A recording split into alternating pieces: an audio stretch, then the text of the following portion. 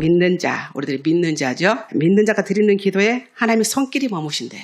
우리들이 기도하시면 이 기도의 향로에다 받을 준비하고 다 계신다. 그런 말씀이신 것 같습니다. 기도는 아침에 열쇠이자 밤에는 자물쇠라고 했습니다. 기도가 없이는 우리가 살 수가 없죠. 아까도 우리 자매 하나가 전화가 왔어요. 목사님, 우리 애가 지금 어린이집을 갔거든요. 그랬는데 애가 열난다고 데리러 가야 된다. 어떻게 하면 좋아요? 그래요. 그럼 데리고 와야지. 어린이집 가면 그럴 수도 있어. 감기 앓을 수도 있고 열날 수도 있고 그래. 안 하던 것도 해. 그러니까 데려와서 일단 엄마가 살펴보고 열이 많으면 또 풀고 몸도 좀 닦아주고 우리 간호사 선생님도 계신데 제가 그렇게 말했네요. 그리고 해열제 하나 먹여도 좋다. 작은 걸로. 그래놓고 지켜봐라. 엄마 기도해주고. 아까 전화가 왔어요. 목사님 열이 떨어졌어요. 자기 옆에 한숨 잤대요. 잘 잤네. 앞으로도 그럴 거야. 그럴 건데 먼저 기도하라고. 기도하는 엄마가 있는 어린아이는 괜찮다.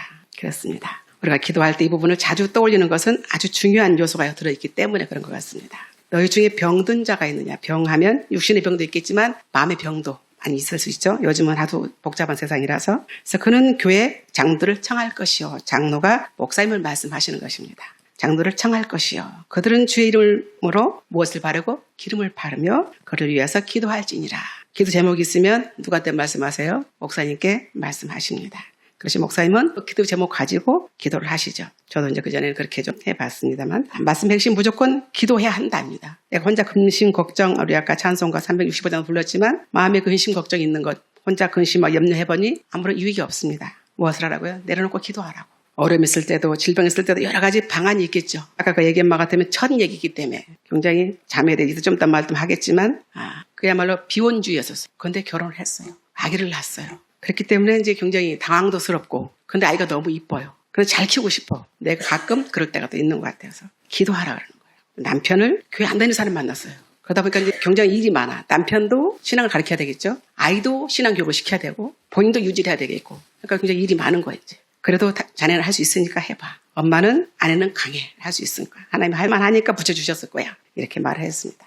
근데 이제 그 자매가 처음에는 아까 이제 그런 얘기를 해서 제가 들었던데 저는 이제 그런 프로그램 잘 모르고 참여들은 그걸 할 것 같은데 인스타그램이라는 거 있다면서요. 거기다가 4년 전에 자기가 힘들었을 때 기록해 놓은 게 있었대요. 그랬더니 비혼주의자였었고 근데 운전하고 오면서 이제 기도를 했대요. 혼자 막 쇼핑몰도 하고 뭣도 하고 막 이렇게 했었어요. 근데 그때 성령을 받아서 체험을 했대요. 펑펑 울고 나서 내가 이러면 안 되지. 목사님 딸이거든요. 이러면 안 되지. 그래서 새벽 기도회를 가야 되겠다. 밤에 장사하고 오니까 아무래도 이제 아침에 늘어져 버리는 거죠. 근데 새벽 기도 해야 되겠다. 그렇게 하고 새벽 교회가 문 열려진 데를 다 돌아다녔대요. 돌아다녀봐도 쉽지가 않은 거예요.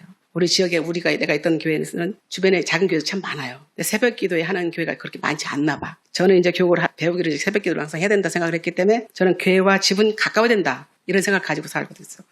문이 열려 있었어요. 들어봐. 기도도 해도 돼요. 그래서 오시라고. 기도를 아침마다 오더라고요. 그래서 기도하더니 그때 이제 장경도 목사님 오시기로 해도 됐었거든요. 그 목사님께 그것도 자매인데도 맨 앞에 바닥에 앉아가지고 은혜를 받았어요. 그래서 이제 거기다 질문했어요. 목사님께. 자기는 비혼주의자인데 결혼에 대해서 얘기를 쭉 묻더라고요. 그러니까 목사님이 답변해 주셨어요. 결혼할 마음이 있으면 결혼해라. 비혼주의자로 써 있는 것도 아니고 지금 마음이 아예 없으면 아예 지금 결혼이라는 게 안 들어왔을 텐데 내 입으로 말을 한다는 것은 결혼할 때가 됐으니 그런 거다. 그 뒤로 이제 만났어요. 만나서 이제 한번 이제 또 헤어지고 또 다른 사람도 만나서 했는데 딱 그 체험한 날 새벽 기도 와서 기도한 그날이 11월 13일이래요. 그런데 결혼해서 아기를 가져서 이슬이 터진 날이 딱 그날이래. 근데 자연분만 했거든요. 근데 이 아이가 너무 커서 자연분만 못한다. 수술해야 된다. 근데 나는 우리 아이를 자연분만 출산하고 싶다. 강제로 안 하고 싶다. 그걸 막 버텼어요. 근데 그거가 수술해서 했었다면 날짜 맞췄다고 하겠는데 그 4년 전 얘기는 다 잊어버렸어요. 근데 어저께 그걸 다 둘러보니까 딱 그날이라는 거예요. 제가 회개한 날, 그날 하나님이 4년 후에 딱 아이를 줬다고. 그래서 그렇게 하나님이 세밀하시다. 우리는 기억해도 없는데 하나님은 그 날짜 기억하시고 그날에 회개한 걸 읽어주시려니까 회개하게 했죠. 그동안 이제 아무래도 비혼주로 살았기 때문에 제가 이제 보지는 못했지만 흡연도 좀 했다 하고 술도 좀 먹었다고 해요. 본인은 안 먹었다 해요. 주변 사람이 좀 먹었어요. 그래서 그러냐고 알았다고. 그러나 성령님 체험을 하고 나면 끊을 건 괜찮다. 그런데 정말 이제는 딱 정리를 한 거예요. 그때부터 회개하고 나서 그러면 아까 한 말이 회개할 게 많겠죠. 그래서 그러겠죠. 또 회개할 없는 사람이 없다. 다 있다. 회개했는데 그날이 지금 딱 준 날이라고요. 그렇게 섬세하게 틀리지 않게 딱 정확히 하시는 그 하나님이 너무 놀랍더라고. 그 하나님께 기도해야 아기가 요한이거든요. 아까 그 어르신하고 똑같이 요한인데 그 아이를 위해서 기도하면 하나님이 그거 못 들으시겠느냐고. 그렇게 딱 맞춰서 4년 만에 아기를 준 하나님이신데 그렇게 말하셨습니다. 근데 우리가 기도할 수 있다는 것이 굉장히 감사한 것 같아요. 그래서 무엇보다 가장 중요한 것은 우리가 기도해야 된다. 대화 갖고는 어렵죠. 내가 입으로 해야 됩니다. 기도 누구든지 할 수 있습니다. 그러나 기도는 이 본문에서 말하는 것은 기도는 조금은 색다르게가 아니라 믿음으로 하는 기도는 하나님이 손길로 머무신다 하셨습니다. 믿음으로 대충 가서 하던 대로 습관대로 그것이 아니라 색다르게 정말 믿음 가지고 이 기도는 하면 하나님 분명히 들으실 거다라는 그런 책임감 가지고 했었을 때 하나님은 그 믿음의 기도를 받는다 하셨습니다. 오늘 하나님 앞에서 기도할 때 종종 우리 생각을 그저 습관처럼 나열할 때가 있죠. 그래서 나라를 위해서도 교회를 위해서도 그렇게 합니다. 근데 하나님은 적당히 알아서 하시리라. 하나님은 내가 기도해도 하나님 때에 맞춰 해주실 거야 라는 그런 하나님은 아니신 것 같아요. 세밀하게 딱 정리하시는 거 보면 우리는 기도할 때도 어때요? 정말 정확하게 기도해야 될 것 같습니다. 그래서 병중에 기도할 때 아픈 사람이 있으면 안 되죠. 안 아파야 되는데 혹시라도 병중에 있다. 그렇다 할지라도 낫게 하시는 분은 하나님이시다. 왜 낫게 해주실까? 제가 전에 있었던 교회에서 권사님 한 분이 많이 아프셨었어요. 암도 앓으셨고 시아버지 방광도 다 하셨고 그러셨던 분이신데 이 아프신 분들에게 가서 기도해 주시면 그분이 기도하시면 눈물이 나온대요. 병실에는 환자들이 내가 아파봤으니까 체험을 해봤어요. 그 마음으로 가서 기도하기 때문에 그 기도가 그 사람의 감정을 두드리는 거죠. 이런 쪽으로 하는 기도가 아니라서. 권사님은 기도 달란트도 있으시지만 은사가 있으시다 그러셔서 근데 그분은 아주 철두철미하게 만큼 병원도가 입원했으면 나보다 더 먼저 알아요. 전사님, 목사님 지금 아무게 아프니까 갑시다 빨리. 나보다 먼저 알고 가시자고 하시는 거예요. 그만큼 열심히 기도하셨던 그런 분이셨습니다. 근데 그분이 기도하시면 남다르게 은혜를 끼치시는 분. 그래서 여러분들 이제 기도를 하실 때 보면 기도 혹시 내가 이제 저도 가끔 그럴 때가 있어요. 우선 이런 기도 제목이 있어요. 기도해 주세요. 그러면 예 하겠습니다. 문자로 온 것들도 많이 있고 하겠습니다 해요.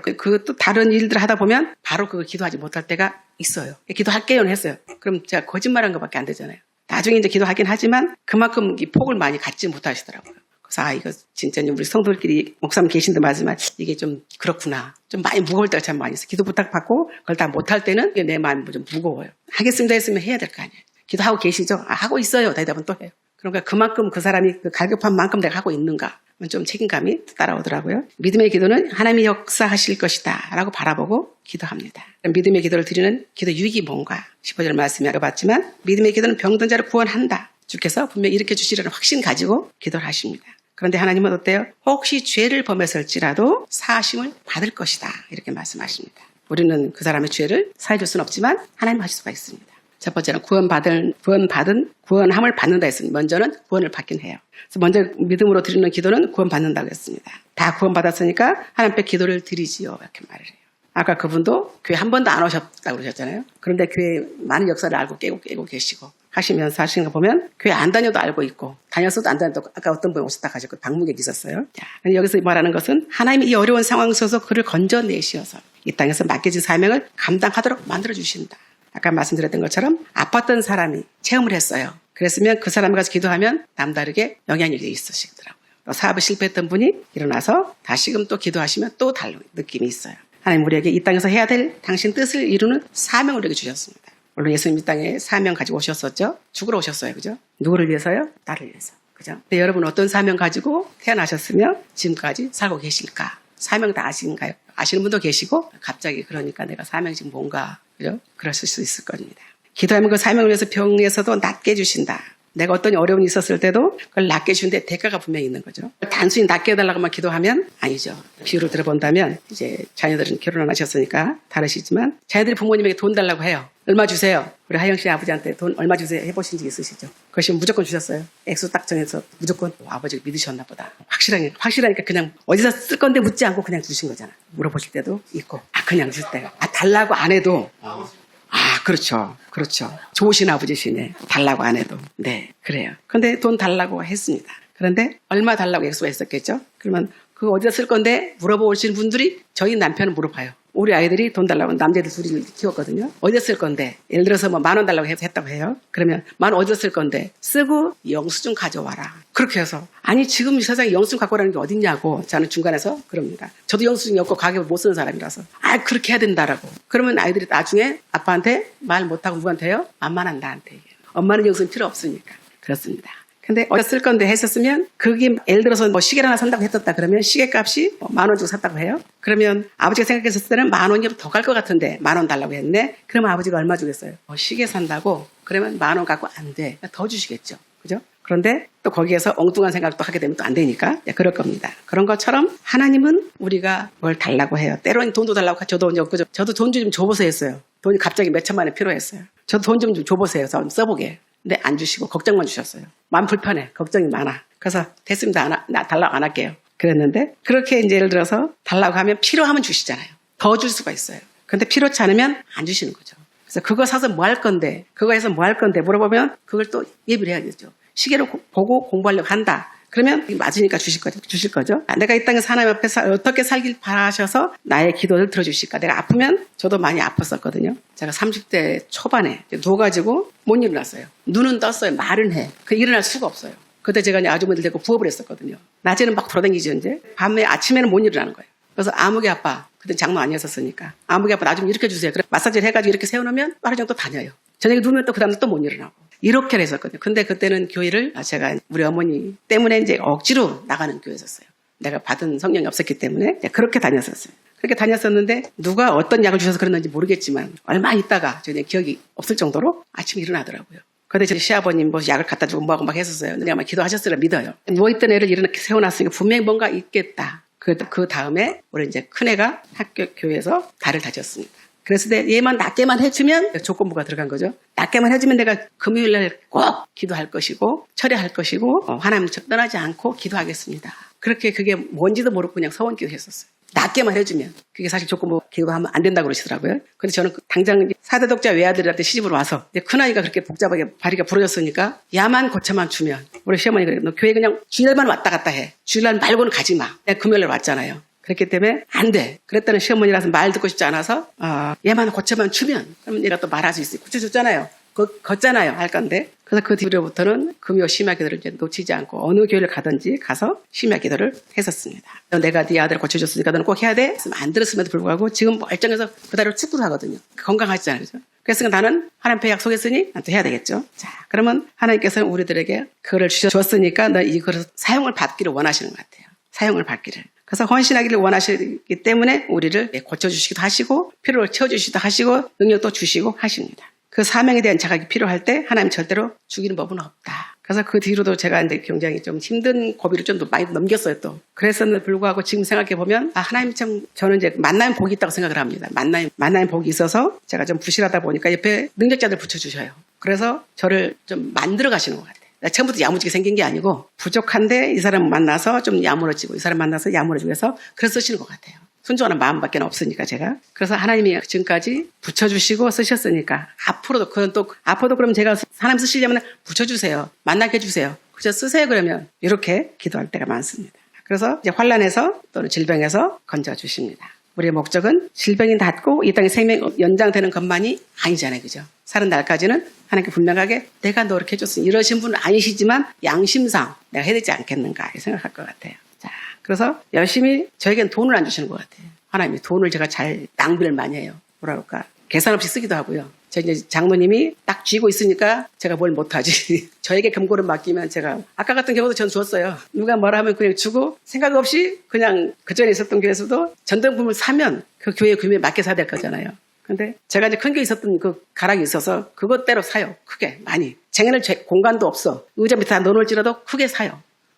그러니까 욕을 먹죠 이제. 그러니까 손이 커서 혼도 나고. 그런데 하나님이 내가 너한테 돈을 주면 안 되고 제가 사람 내가 붙여줄게. 그러시지 않으셨을까 싶어요. 돈 잘 쓰니까. 근데 필요할 때는 대신 하나님께 그랬습니다. 하나님 그러면 내 지갑에 돈 마르지 않게 해주세요. 제가 돈이 마르면 부차하잖아요. 마르지 않게만 주세요 그러면. 내가 그럼 적당히 알아 쓸게요. 그러니까 지금도 제가 이제 하다가 돈이 없으면 장로님한테 전 얼마 주세요. 어떻게 돌아갈지 몰라요. 이제 그쪽 경제는. 그냥 얼마 주세요. 그래서 채워달라고 이렇게 합니다. 그래서 지금 하나님이 불쌍히 긍휼히 여기셔서 저를 여기까지 세워놓으시지 않으셨을까 싶습니다. 그래서 구원을 받았죠. 자, 그러면 내가 구원받을 만한 가치가 있어서 받은 걸까? 아니면 하나님이 또 어디든가 쓰시고자 나를 가치 있게 만들어 가신 중이신가 생각도 해봅니다. 자, 그래서 구원받게 해주셨고 두 번째로는 사하심을 받게 해주셨습니다. 아까도 그 자매가 이 성령 충만 받고 나서 죄를 다 회개하고 그러고 나서 그날과 아이를 태어나게 한 날이 같다 있는 거 보면 우리는 죄를 잊는 것은 원치 않으시는 것 하나님. 내가 그릇을 만들었으면 내가 복을 받아 담아줘야 되겠는데 네 그릇이 원치 않아 아직은. 죄가 있어 찌꺼기가 있어 그럼 그거 다 끌어내. 회개를 원하시는 것 같습니다. 죄를 지은 대가로 어떤 사람들은 병에 누가 아프다 그러면 무슨 죄가 있어서 그런다 이렇게 생각할 수 있습니다. 지금 제가 아는 한 분이 그분이 저를 신학을 보내주고 신대원을 보내주고 생활비까지 대줬던 분이세요. 그분 남편이 사업을 했을 때 잘 돼서. 근데 지금 그분이 이제 부종이 걸려가지고 다리가 너무 부어서 가렵고 그런데 발 있는 데는 새카맣게 죽어갈 정도로 그런 상태라 그래요. 가려울 때는 어찌할 수가 없는 그런 상황. 그러니까 밖에를 못 나오는 거예요. 지난번에 아들을 결혼식을 했는데 아들이 결혼식 날 못 나온 아들 하나밖에 없는데 못 온 거예요. 딸이 엄마 역할을 감당하면서 섰었고. 그래서 얼마나 아프면 그럴까. 저는 이제 감은 좀 잡지만 일단 그 엄마는 오죽하면 거기를 못 나왔겠어요. 이제 어제도 제가 전화를 했었습니다. 그랬더니 당신이 지금 여기 초라해진 모습이 보여주고 싶지 않은 거예요. 그래서 모르는 데가 침을 맞을지언정 알고 연결되고 싶지는 않으신 거예요. 그럼 권사님 그러시면 내가 빠지고 그전에 안 하던 집도 이사를 했다고 그러시더라고요. 이사를 해버리고 다른 데 이사를 가신 거예요.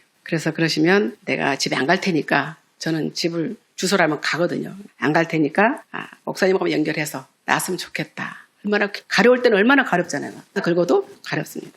그러시니까 그럴 만한 가치가 있으니 아마도 그 목사님 만나게 주신 것 같으니까 권사님 혜택 받으면 참 좋겠다라고 했었습니다. 그분이 이제 그렇게 된 거는 다른 사람들 보면 무슨 죄가 있으니 저렇게 됐다. 이렇게 보고 말을 하죠. 돈 있을 때 떵떵거리고 살더니 죄가 있었으니까 저렇게 지금 당하고 있다. 그 아들은 앞으로 자기가 정치하겠다 그래가지고요. 현대고등학교 간다고 해서 그 집도 이사를 해서 그쪽에서 주거를 아예 자기는 어렸을 때부터 이미 스펙에 아무런 하자가 없게끔 한다고 그렇게 막 계획대로 살았거든요. 그런데 대학교 들어가서 딱 무릎에 아버지 사업이 딱 망해버린 거예요.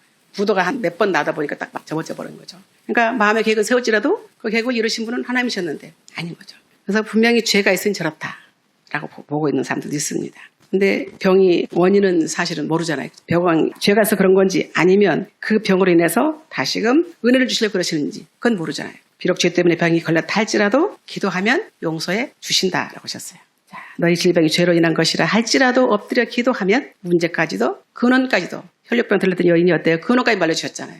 그렇으니까 그 상처만이 아니라 상처 그 속에 있는 것까지. 피부병 그렇대요. 피부병은 선생님들 계시지? 피부병은 겉이 다 낫다 하더라도 6개월 더 치료하라 그러더라고요. 그게 맞나요? 피부 깊숙이 들어가 있는 조직이 있기 때문에 겉은 나서도 6개월 더 치료를 해야 된다고 그러시더라고요. 안 그러면 그 뿌리가 있어서 다시 또 나온다고. 근데 좀 조심스럽네. 맞나 안 맞나? 자, 만약에 범죄를 저지른 이들이 있다면 어때요? 내 자녀가 범죄 저질렀다 그러면 마음이 아픈 부모가 얼마나 마음이 아프겠어요. 내가 차라리. 근데 그들 부모들 옆에 정말 신앙생활 하시는 분이 계시다면 기도했다면 아니면 정말 기도하는 가정에서 자랐다면 또는 하나님의 역사에 강구했다면 지금 야단하고 있는 아이들이 그럴 수밖에 없었지 않았을까. 예수 그리스도를 믿고 나왔었다면 저런 일이 벌어졌겠는가. 어떤 사랑의 교회 교육 목사님께서 하신 말씀이신데 고3이었었답니다. 고3. 아들 하나밖에 없었대요.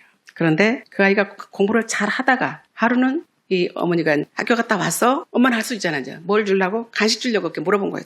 그랬더니 학교 갔다 왔어? 딱 말을 받더래요, 아들이. 그래서 안 하던 행동이네. 그랬더니 이 엄마를 번쩍 안아가지고 침대에다 딱 던져버리더래요. 그러니까 이 엄마가 놀래게 안 놀겠어요. 놀래가지고 이게 뭔 난리야. 그래서 여보 아들이 이상이 됐다라고. 그런 거예요. 그래서 아버지가 놀래고 또 오셨어요. 아버지가 또 한마디 또 하셨어요. 또 뭔 일을 엄마를 왜 그렇게 했느냐. 아버지도 들어서 갖다 던져버리는 거예요. 그때부터 행동이 달라진 거예요. 고3인데 초이고 공부를 좀 해야 될 때잖아요. 그죠? 물론 고2 때까지 다 가고 고3 때 정리한다고 하지만 그래도 공부를 해야 될 때였는데 그런 상황이 벌어진 거예요. 그러니까 이제 그 사랑교회 다니던 권사님이시라서 전사님에게 전화를 했대요. 우리 아이가 이상하다고. 그러니까 좀 와주시라고 했더니 그 전사님이 지혜로운 전사님이셨던 것 같아요. 내가 가지는 않습니다. 단 내가 기도할게요.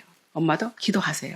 나중에 전사한테 물었대요. 왜 그때 와닿는데 안 오셨느냐 그랬더니 그 상황을 내가 보면 안 봤으니까 다행히 내가 보면 분명히 날 건데 낫고 나서 나를 보면 얼마나 민망하겠느냐고. 그렇기 때문에 내가 안 간 거라고. 그래서 한 달을 기도를 했다고 그러더라고요. 한 달을 기도했더니 나중에는 밤에만 돌아다니고 낮에는 방에 있어버리면 완전히 그 환자처럼 방에 있는 거 다 때려 부시고. 그래서 나중에 얼마나 엄마가 힘들었겠어요. 그래서 엄마가 밤에 낮에 잘 때 들어가서 기도를 하는데 아이 머리 위에서 기도하는데 눈물이 안 날 수가 없죠. 그 착했던 아들. 어디 갖다 내놔 부족함이 없는 그런 아들이었는데 이런 상황이 됐으니까 눈물을 흘리며 기도했대. 그 뜨거운 눈물이 그 이마에 떨어졌다네요. 그때부터 다시 또 돌변한 거예요.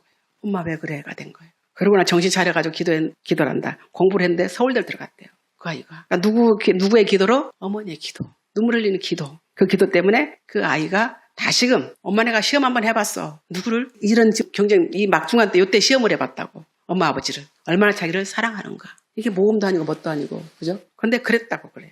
그래서 그 사랑교회 전사님이 그런 말 하면서 그런 상태에 자기는 이제 안 갔었다. 근데 나중에 생각했을 때 너무 잘한 거다. 당당하게 들고 교회를 다시 왔기 때문에 어려운 모습을 내가 안 봤으니까. 기도하는 부모가 있었기 때문에 그 아이는 다시금 정상이 돼서 서울대에 들어갔다라고 이제 자랑이 됐습니다. 그래서 혹시 내가 죄가 있어서 그 병에 걸렸다 할지라도 나와서 기도하면 그 병은 낫게 해줄 뿐만 아니라 그 죄악도 사함을 받을 것이다. 이렇게 말씀 오늘 본문에 주시죠. 자, 하나님 편 나오지 않으면 절대 해결될 수 없다는 것이죠. 하나님 편 나왔을 때. 저번에도 만났었는데 코로나 때문에 이제 집에서만 예배를 드렸던 사람이에요. 그런데 성전 예배가 중요하다는 걸 알았다고, 당연하다고. 그럼 성경이 왜 있겠느냐? 집에서 예배 드리게 내두지. 요즘 매스컴도 얼마나 잘 돼 있는데. 근데 성전 나가서 기도하는 게 역시 다르다라고. 잘한 거라고. 체험 잘했다고. 앞으로도 가되 당신 같은 사람이 있으면 또 같이 데리고 나오라고. 이렇게 말씀을 드렸었습니다. 자, 아무 세상 것이 많이 가지고 배부르다 할지라도 하나님이 없으면 그 영혼은 공허할 뿐이다. 그랬습니다. 그래서 부모님들은 우리 세대보다 더 위에 어르신들은 자녀를 위해서 열심히 손톱이다 닳도록 일들 하셔서 자녀들을 키우신 거죠. 그러셨기 때문에 지금 저희 나라가 부자가 됐고 많은 박사 학사들이 많이 생겼고 그렇습니다. 마음이 병들었는가 아니면 욕심이 병들었는가. 옛날에 비하면 지금 보면 마음이 아프신 분들 참 많이 있는 것 같아요. 마음이. 육신이 아픈 것은 그 당시 병원 갔으면 됐고 지금은 어때요? 90이 넘어도 건강하세요. 저희 어머니 88세신데 누가 그래요? 몇 살 되셨냐고. 88 젊구만. 젊죠 나이로는. 근데 병상에 계시기가 지금 18년이라서 젊다고 할 수가 없다. 70 딱 되시면서 뇌경색이 와가지고 쓰러지셨거든요. 그래서 88세 젊지만 몸은 99세 할머니밖에 안 된다. 오늘 말씀에서 보면 히스기야를 볼 겁니다. 히스기야가 병에 걸려 죽게 되었었죠. 얼마나 간절히 기도했는지 즉시 너는 죽는다 했더니 바로 벽을 향해서 얼굴을 돌리고 기도했다. 하나님 앞에 기도했습니다. 하나님 앞에 기도하면 분명히 하나님은 그 응답을 주실 거를 알고 기도한 것입니다. 근데 기도하자 그 병은 벌써 선언하고 왕궁에서 나가던 이사야가 말해줬었으니까 이사야가 왕궁 떠나기도 전에 히스기야 병은 나았다고 했습니다. 얼마나 신속해요. 너 죽을 거야. 네 집안 다 정리해. 그러고 나서 왕궁을 나가기도 전에 이미 히스기야 병은 나아버렸어요. 그렇게 신속하게 들으시는 하나님이십니다. 나의 태도만 보고도 히스기야가 나았을 벽을 향하여서 여호와께 기도했다. 열왕기왕 20장 2절 말씀 보면 그렇습니다. 쭉 나오는데 여호와여 구하오니 내가 진심과 전심으로 주님 앞에 구합니다. 선하게 행한 것을 기억하시라고. 히스기야가 선하게 행동했던 것들 하나님 아시잖아요. 그걸 기억하셔서 지금 내가 죽으면 안 됩니다. 그 당시는 어때요? 히스기야가 자녀가 없었어요. 자녀가 없으면 세습을 할 수가 없잖아요. 그런데 그런 상태니 그까지 말 안 했어도 이미 그런 걸 하나님은 아시는 분이시잖아요. 그래서 5절에도 보면 너는 돌아가서 내 백성이 주권자 히스기야에게 이르기를 왕의 조상 다윗이 하나님 여호와의 말씀에 내가 내 기도를 들었고 그랬습니다. 우리 기도를 들으셨다. 내 눈물을 보았다. 내가 너를 낫게 하리니 내가 3일 만에 여호와의 성전에 올라가겠다. 다 자리를 털고 3일 만에 성전 갈 것이다. 이렇게 말씀 주십니다. 그런가 뿐만 아니라 또 선물 받습니다. 몇 년이요? 15년을 연장해 주겠다. 더 나아가서 이 성을 아수르 왕의 손에서 구원해 줄게. 너를 다시는 아무도 건드리지 못하게 보여줄게. 기가 막힌 확신이잖아요. 뭐 해가지고? 기도해서. 이사가 이르되 무화과 반죽을 가져오라 하매 무리가 가져다가 그 상처에 놓으니 다 났어요. 그렇게 간단한 상처인데 죽을 것이다 했었는데 기도하다 보니 낫고 선물 받고 나중에는 15년 연장 받고 보니까 15년 안에 누구를 낳아요? 아들을 낳습니다. 아들이 커서 왕 세습 받을 때까지 되게 해주시는 하나님이셨어요. 인생에는 세 종류 사람이 있답니다. 노력하는 사람. 제가 여기 와서 신목사님 뵈니까 담임 목사님 정말 노력 많이 하시는 걸 봤어요. 노력 많이 하시고 말씀도 굉장히 좋으시고 그래서 정말 많이 배울 것이 참 많다. 저도 좀 게으른 사람 아니거든요. 저도 부지런하다고 해요. 가만히 있지 않는다고. 그런데 와서 보니까 목사님은 될 것이 아니에요. 아주 바쁘시고 열심히 하셔요. 근데 그러니 하나님이 복 안 주실 리가 없을 것 같아요. 아마도 복 주실 겁니다. 자, 그러면 하나님이 계획하고 계실 거예요. 계획하신 것을 우리가 이제 받아야 되겠죠. 그런가 하면 노력하는 사람이 있는가 하면 운명론적으로 생각하는 사람이 있어요. 아까 어떤 분처럼 내 팔자가 이러니 운명이 이러니까 그래서 인생 좌우명이 가지고 사는 사람이 있어요. 근데 우리는 그런 사람이 아니죠. 운명론 넘어서 개척하는 사람들이에요. 세 번째는 하나님의 축복으로 도우심을 받고 사는 사람이 있습니다. 여기 계신 분들 아마 다 그럴 것 같아요. 하나님이 주시는 축복, 그 도우심으로 살고 있는 사람. 바로 히스기야 왕이 그런 사람이었어요. 그러니까 넌 죽을 거야. 그래도 죽는다고 그전에 했던 일들을 생각해 보시고 그전에 했던 일이 뭔가 보면 업적을 보면 종교 개혁을 했었습니다. 이 아세라 목상, 노뱀 등 이런 것들 다 부셔버리고 어때요? 신당 제거해버리고 나서 여호와 신앙을 타락했다는데 거기 때문에 지금 북이스라엘이 망했으니까 그것 때문에 망했어. 그러니까 우리는 그렇게 하면 안 돼. 그걸 압니다. 둘째로는 히스기야는 선악, 아버지가 했던 아시리아의 침략에 대해서 무조건 무릎 꿇은 것이 아니라 대항을 한 거죠. 그래서 이겨서 북이스라엘 멸망시킨 아시리아 군사 침략을 막아낸다는 것은 남자 입장에서는 참 위험한 일이었었답니다. 그러니까 할 수 없는 거예요. 마치 다윗과 골리앗 싸움처럼. 그런데 누구는 히스기야는 했었어요. 그러니까 대단한 사람이죠. 대단한 사람이 있었습니다. 그런데 처음에는 보면 전략적으로 보면 300달란트와 금 30달란트를 사내임에게 애물을 줄 수밖에 없었던 그런 상황이었었대요. 애물을 주면서 좀 봐달라고 하는 입장. 우리 좀 받았으니까 좀 봐줘야 되겠잖아요. 그랬지만 하지만 결국 아시라는 이 예루살렘을 향해서 전진합니다. 받은 건 받고 또 쳐들어와서 또 싸먹겠다는 거죠. 예루살렘 포위하고 이들은 아시리아의 신 이수르라는 신이 있었대요. 그 신을 굉장히 우상화한 거예요. 우상화해서 이 신은 최고의 신이다. 그러니까 여호와가 이길 수가 없다. 그렇게 말을 합니다. 그런가 하면 없다뿐만 아니라 이스라엘 택한 백성들 너희들 다 이제 밥이야 등 어떤 나라가 어떤 신이 이 신을 이겼나 아무도 이길 수가 없었다라고 말합니다. 민족의 신들 중에서 어느 한 신이 그 땅을 아수르 손에서 건져냈냐 있으면 나와 데리고 와봐 이렇게 말합니다. 그랬을 때 히스기야는 절제절명 그 순간에 무엇을 생각했느냐면 선지자 이사야에게 말합니다. 지금 이런 상황에 이렇게 다윗이 말했던 것처럼 이 만군의 여호와 하나님을 함부로 말하는 저 골리앗을 쳐 죽인다고 갔던 것처럼 이 히스기야도 선지 이사야에게 말을 합니다. 기도하시라고. 저렇게 함부로 하나님의 선민에 함부로 말하니까 기도하시라고. 결국 사내림은 니누에 돌아가서 아들람벨렉이라는 그런 사람에게 죽임을 당합니다. 당장에 자기네가 하겠다 했는데 아니 우리 신을 이길 사람이 있다 없다 아니 하나님이 이겼다는 거죠. 자 그래서 무엇보다 궁극적으로 역사를 바꾸는 결정적 열쇠는 살아계신 여호와 하나님이 쥐고 계신다는 것. 그거를 확실하게 체험을 합니다. 그래서 왕의 신앙 여호와의 간섭과 도우심이 없었다면 예루살렘도 사마리아가 그랬던 것처럼 패망한 길을 걸어야 했을 것이다. 우리 역시도 저도 가끔 교만할 때가 있는 것 같아요. 내가 이거 했어. 목사님이 하셨죠? 그걸 듣고 싶을 때가 있는 것 같아요. 이게 뭐예요? 그러니까 내가 한 것이 아니라 하나님이 하셨잖아. 난 그런 역할만 한 것뿐인데. 가끔은 10년을 노숙했던 집사님을 이제 그야말로 노숙 다 깨고 방을 얻어서 생활비가 다 나오게끔 해줬던 게 있거든요. 내가 한 게 아니거든요, 사실은. 나는 도구 역할만 한 거잖아요. 그 주변에서 그랬었어요. 할머니들이 이제 실버대 갈 때라서 목사님 고생해볼 필요 없어. 안 돼. 저 아줌마는 누구누구 어느 교회에서 하려고 했고 누가 더 하려고 했는데 안 됐어. 하지 마. 그 사람은 그 사람이고 나는 나다. 그렇게 왜 그게 생겼는지 모르겠지만 그때는 너무 불쌍해. 여자가 돼가지고 10년을 이 노숙하고 다닌다는 거 얼마나 기가 막혀요. 오늘 어디서 잘까? 뭐 다리 밑에 자고 있다가 그냥 엄습당하는 경우도 있고 수원에서 화장실에 가서 꼴쭈거리 자기도 하고 이렇다고 해서 너무 막 비하적인 그런 말이 있어서 제가 이제 그 복지센터에 가가지고 빠졌습니다. 거기에 약간 다리가 좀 불편하신 분이 복지사더라고요. 그래서 지금 그분을 생활 당장 이제 어떤 그 장애가 있지만 그 장애로 당장 나오지 않더라고요. 서류가 다 정리가 돼도 3개월 있어야 나와요. 그럼 3개월 안 동안 교회에서 자야 되는 거잖아요. 그래서 그 사람 이제 아까 그분은 노숙자가 아니에요. 그 집사님은 냄새가 나서 금방 사람이 갈 수가 없어요. 씻지 않고 사니까. 그래서 재울 수가 없어요. 우리는 방에 있는 것도 아니고. 그래서 당장 겨울에 쓸 수 있도록 비축한 돈이 있지 않냐. 그거 내놓으라고.